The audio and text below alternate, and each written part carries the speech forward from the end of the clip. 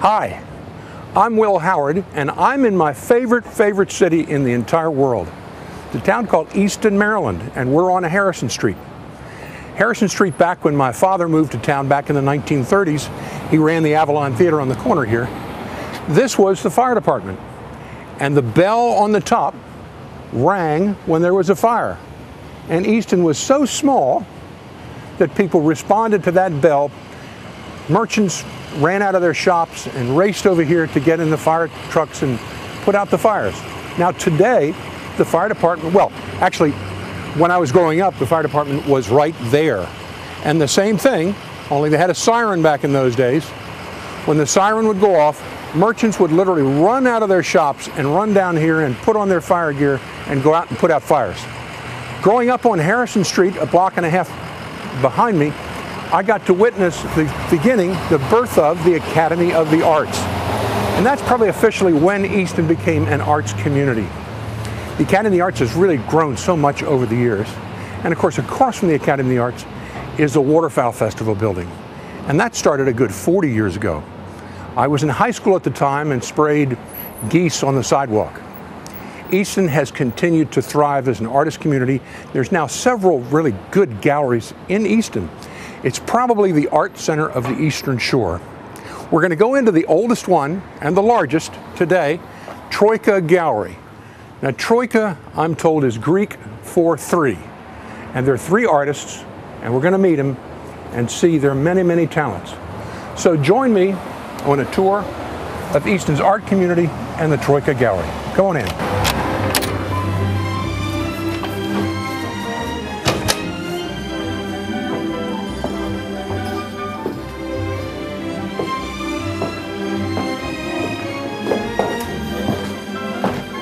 One of the neatest things about Troika Gallery is anybody can walk in at any time and see the artists at work.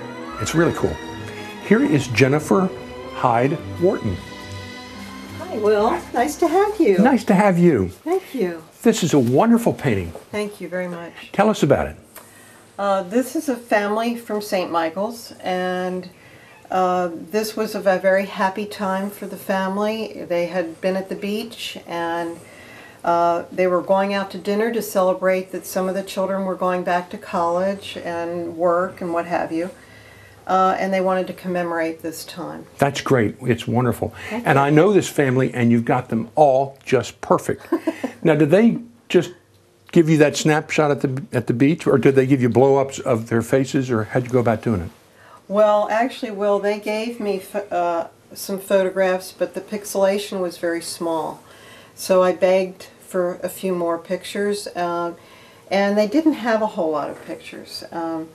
So it was a challenge because the original photographs, some of them were in a lot of light and some were in a shadow. But, you know, it all worked out, and this shirt in particular was a favorite of his son's, and they wanted to make sure that was in the painting. And, you know, sometimes each family has a particular important part or aspect that they want brought out, and that was one of them. And also here we say we paint until you're pleased, or in other words, we guarantee our work. And finally this came back for some tweaking. I said with 5 you've got to have some tweaking. One of the tweaks was that Kennedy never combed his hair, and they wanted it ruffled up a little bit more. And this fellow, his face a little bit broader and what have you, and it's all in the eyes of the beholder, and certainly the parents know better than I do. So we did that tweaking, and now it will go to a printer. They want giclée prints made a little bit smaller so that the family members can, and an uncle can have a copy of it. Can you show us an example of what a giclée is, and tell us what the word giclée means? Certainly I can. Giclée, actually, it's a vegetable dye printing process, and let me bring this painting over to the easel and I can show you a little bit better. This is the original, and I think you might recognize this person. He looks very familiar. Yeah. Well, he wanted to commemorate his solo flight, and I think this was wonderful. As an artist, it was an interesting painting to do because of the leather jacket and the metal and what have you, and also showing the chart of the flight. That was the cross-country, solo cross-country flight. Thank you for... Sure, and you have a giclée of it? Yes, I do. Okay, this is the photograph I worked from, and this is the giclée print. You see it's just sized down, and actually when they're sized down, oftentimes they're enhanced even more from the original. Hold it a little bit aside so everybody can see how close they are. Okay, so that's a giclée, and it's made right on canvas. It is. So it looks like it's an original. And you could probably even do some brush strokes over it to make it look like an original, right? Well, you can. Yes, you can. But the vegetable dyes are very light, fast quality, and then there's a coating put over it which enhances that light, fast quality. So it's the best of all worlds. It sure is. So each one of those family members can have one. Yes. And it could be as large as the original too, right? Yes. Or larger. It could be larger. Yes, you'd lose a little bit of the quality when you blow it up, but it's still quite nice. Let's see some of your other portraits. All right, thank you. Tell me about this. What a beautiful, beautiful little girl. Isn't she adorable? Her eyes are just so outstanding. Oftentimes I do the photography, but in this case, the grandmother, Louise, this is her photograph, and it was just so adorable in every way. It certainly is. Now, this is a watercolor. It is a watercolor. I do oil and watercolor, but in this case, my thought with doing the vignette of the flowers was that if it were real dark on either side, it would close her in, and she's a young child that's light and airy, and I wanted this to feel light and airy, but also this shape coming down here, I wanted to dissipate some of the importance of this emblem on her blouse or on her dress, and so this works as a unit more or less, but it engulfs her whole face, and she shines out, hopefully. And again, this Louise, the grandmom, would like to have a giclée print made as well. That's great. Now, are giclée prints expensive? A couple $100 or? Yes. Okay, good. Yeah, they're really user-friendly. That's great. That's super. Let's look at some more. You've got so many beautiful ones here. Oh, thank you. Well, before we start into more portraits, before I was doing a lot of portraits, I did mostly landscapes and children's books, such as Suzette and the Puppy and First Sale. Oh, cool. And in this case, I use watercolor paints always. And for a long time, I had an agent that would get me work all over the world. Wow. But then one time I finally grew up and decided I really wanted to do watercolor paintings. And also oils. Now, oils I studied in college, but it wasn't a passion. It was the watercolor that gave me the passion and actually, I think, developed me more as a painter. Well, watercolor, as I know, is very unforgiving. Yes. You can make a mistake with oil and just plaster over it, but Yes. you can't with watercolor. Well, that's the reputation, and by and large that's true, but not in entirety. There are always tricks of the trade. You know, you can lift and you can scrub, and that's why I use a 300-pound paper. There's 140 or 300, and 300 can take a lot of abuse, and I'm afraid I abuse my paper and my brushes at times. This is spectacular. Is this in your house? No, actually this is the dining room of Victor Letnoff, one of the artists that we represent, and he lives in Lewis, Delaware, and he invited me and Laura, who for 15 years now we have taken a week and we go to Lewis, 6 or 8 women artists, and we paint for a week. Go out to the movies and eat dinner too, and laugh a lot, but it's a wonderful submersion of just complete painting time. Whereas I remember we shot a video of that for Talbot County. That was fun. You did. Yes, right. You did. Looks That like you was won a prize. Yeah. Oh, that was back in '08. It's a Sam Hemming Award for Best Watercolor at the Academy Art Museum. Wow, well, that's spectacular. Thank you. There's one behind it too. Can we get that off? Certainly. There we go. Now, Jennifer, that looks like a photograph. It really does. It looks like a lens has got this in focus, and then this is kind of.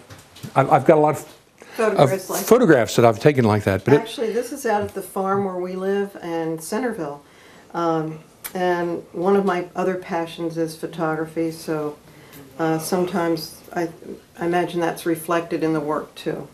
But the sunsets there are so spectacular, and some like you not only see at the Chesapeake Bay. True, absolutely true.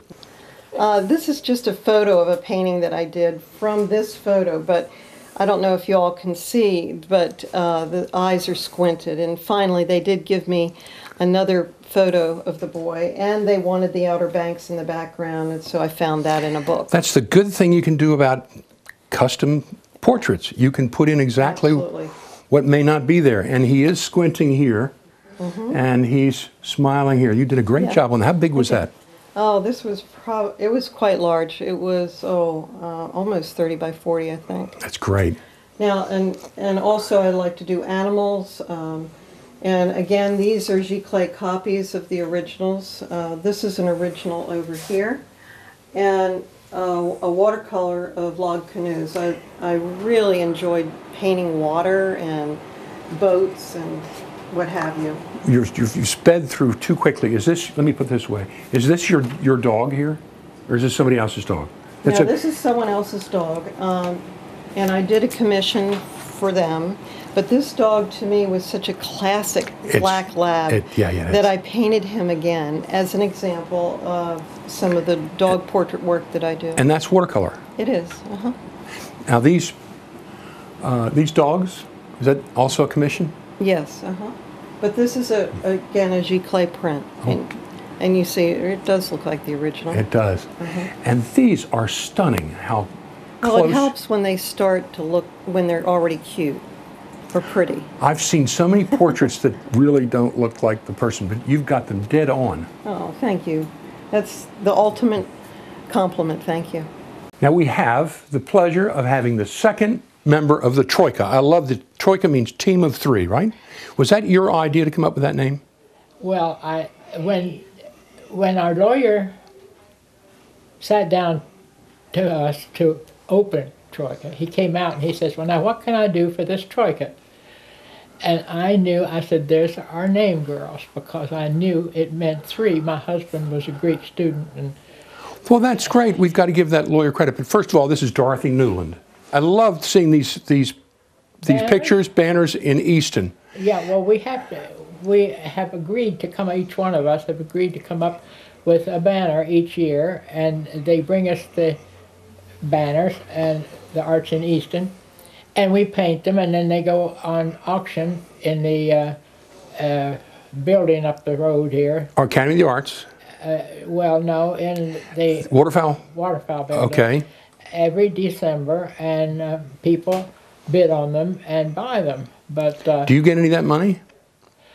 Very little. It's a pro bono thing, but you get. Well, it's wonderful to do in town. I love looking at them on all the corners. Says, and we've had people come and say that they're from Michigan somewhere or Wisconsin or someplace. I'm going to do that, take that idea home. They like the idea. Well, it's a wonderful idea. Let me get the original, what you're working on now. Now, this is a classic painting, is it not? Yes. Yes, that's John Singer Sargent.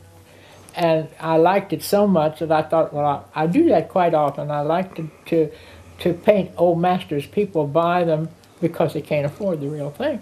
But I copy. I sell the girl with the earrings and all those famous ones. They sell right well. So I love to copy them. And now this is a John Singer Sargent, and I thought she would look nice on a banner. She will look terrific, and I look forward to seeing it. Now they also, on the bottom of the pole, there is a little bio on each artist. That's right. That's great. Yeah. Now tell us about your book here. These are all pictures that you've painted. Yeah, the pictures of my paintings, yeah. Well, this is... Let's flip it around here like this. That's me painting one of my admirals. I love to do uniforms. You do go after the military guys. Here you go. Yes. Well, there's the Navy guys. Right. And I have two of them in the academy. Now, these two in the Academy Superintendent's Hall. Now that's a giclée right behind you, is it not? Is that a giclée of the Admiral? Yeah. Okay, yeah, good. Yeah. You did a great job on that. Now, how much time do you spend with these handsome military guys? Do you spend time talking to her or getting to know him, or? No, he's dead. Oh, he's dead. Okay. Yeah. I mean, not much time. This one I got to know real well because he's become a good friend. I've done several portraits for him. This is the man that started the orthopedic clinic over here. Really? That big building, yeah. And then this is a Gideon classic? Packard, and this portrait is in the hall when you go up the elevator. I've seen it. Yeah. I've seen it. Well, that's mine. That's a great portrait. Is this a classic? Yeah, this is a copy of John Singer Sargent, and I have a friend that liked it so much he bought it, so I had to take a picture and put it in my album. Now this is what one of them I call my masterpiece. That's Dr. Burdett, and he's in the hospital in Cambridge. I've done several there. This is my beloved dog. Oh, I had a dog look just like this. His name was Muldoon. Well, that's Mr. Higgins. Mr. Higgins, that's Yeah. great. How many years have you been? He's in a little box in the back of my car now. He loved to ride in the car, so I had him cremated, and he's in a little box. Oh, that's so funny. That's so funny. He's loving it. And these are copies of old masters that I do and sell. They sell particularly around Christmas time, you can see. And of course, this is one of my favorite portraits. I don't have any name for it except the girl in the orange dress. But this is, I've sold 3 of these, a copy of the girl with the pearl. Everybody wanted her when the movie came out. That was very popular. And these are the favorite wine bottles of a man that had me do 2 or 3 paintings of his favorite wine bottles. And this is a doctor from Cambridge Hospital is also hanging in the hallway there. Handsome Dr. man. Fassett. Handsome man. Now, who's? This is a girl who is a great artist, pianist. She's also a compassionate nurse. So it's the same woman, so it's the 2 faces of Anne. This is my Applejack. This is a portrait that got me registration in the Portrait Society in New York. Well, it's great. How many years have you been painting? Well, I'm 90 years old next week, so... 90 years young. Yeah, okay, 90 years young. So I think I've been painting easily 50, 52 years. Well, great. It's wonderful to have. And when my children grew up and got, that's when I'm out of high school, I figured I had time to paint. That's when I started. Well, you've done a wonderful job, and we look forward to seeing this hanging up on the poles. And the 3rd member of the Troika, I love the name, is Laura Ira. Laura, I am fascinated with this character. You do a lot of historic paintings for museums and hospitals and big institutions, right? Right. Who do we have here? Very distinguished guy. Well, for the last 5 or 6 years, I have been commissioned by the University of Maryland Medical Center in Baltimore, or maybe it's better known as the School of Medicine in Baltimore. And it's on Lombard Street, and there's a historic hall there called Davidge Hall. And in the hall, you walk in and they have portraits of the founders and the deans over the years, because it was founded back in 1807. So they have commissioned me over the years to replace or even to paint portraits of some of the deans that never had their portrait done. And this gentleman, his name was Robley Dungleson. Robley Dungason. How do you like that name? And Quite a bon vivant. I know. He was British, and he came to the States, and he was the dean at the School of Medicine in 1834 and 1836. Now, the interesting tidbit, trivia about him. He was well dressed. Isn't he? Yeah. Well, the work, you know, I had to make all these colors up because the photo of the engraving that they sent me was all I had to work from, and it's black and white. Naturally, back then they didn't have color. He would be very pleased. He'd be very pleased. I think so. I thought he would look good in red. He's a rather dashing fellow. Now he might object to the To the gray? Oh no, I thought that was kind of highlights like ladies have in their putting blonde in their hair. Well, but Well, actually, does maybe he is did. a highlight. He Right. wanted to be a high. Anybody who looks like that, they want to be the highlight. You're right. Well, You're right. the interesting thing about him, he was a personal physician to President Thomas Jefferson, James Madison, James Monroe, and Andrew Jackson, 4 presidents, and he was at Jefferson's bedside on the day he died on the 4th of July. No wonder he's dressed so well. Yeah, really. But I've enjoyed doing these. I call them my old dead doctor dudes. Now that's an affectionate title. You were hired, according to the starting market, you were hired to do a portrait of a historic event that took place in Dorchester County? Right, last November. Will you have that? November the 20th. Here we go. A group there Let's show it hired to the me camera. to redo this. Now this is a photo of a, and it's not a very good one, but of a very large painting that hangs in the Capitol building in D.C. And it is of Lincoln and his cabinet in 1862 reading the Emancipation Proclamation. And that set the ball rolling to set the slaves free, for those that don't know that. Well, few people know that there was a woman on his cabinet, and in this original painting, the artist was not allowed to portray the woman because of her gender. So, he did not totally leave her out, though. He has a chair here. And you can see there's a red scarf on the chair. And Lincoln promised to recognize Anna Ella Carroll later on after the war was over, but he never got that chance because we all know he was assassinated. And so this... So you've done it. Anna was from Dorchester County. And I'm from Dorchester County. And I'm a woman. And so they commissioned me to do this, to redo this painting and to put Anna in her rightful place in her chair. And so that. And how large is that painting? My painting is 3 feet by 6 feet. 6 feet wide. That's a big painting. And where is that now? Where does that hang? It hangs, right now it's in the back of the gallery here because we're setting up the logistics and the legalities for it to go on tour.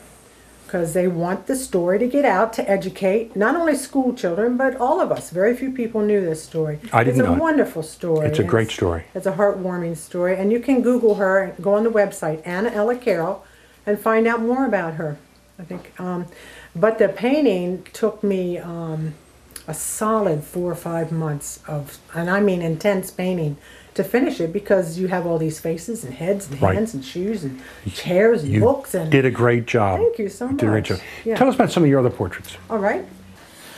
I also do pastel, portraits in pastel, and totally different look, flatter, finer, softer, and many people liked their children done in pastel, and actually pastel was my first love before I went on to oil. Now here's a couple samples, this young boy, and then here's another commission I was to do, him and his brother, and it's a little older. Now this is called a vignette, and what's interesting about different about a vignette as compared to the doctor here, the doctor has a finished background. And the Anna Ella Carroll Lincoln cabinet, of course, has finished background, books and everything. But a vignette just shows maybe the canvas color or the paper color.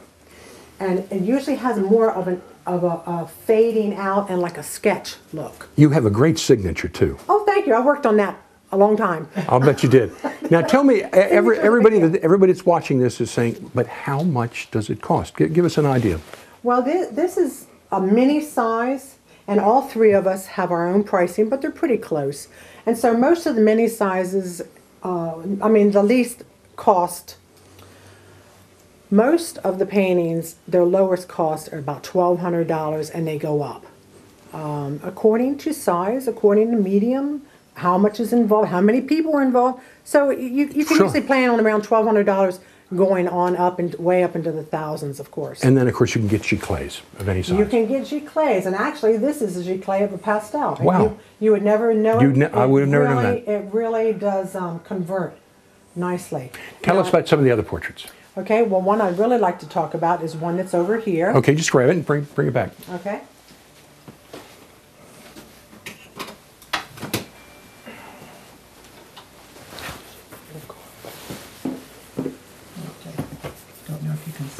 Can you see this okay? Yes. Okay.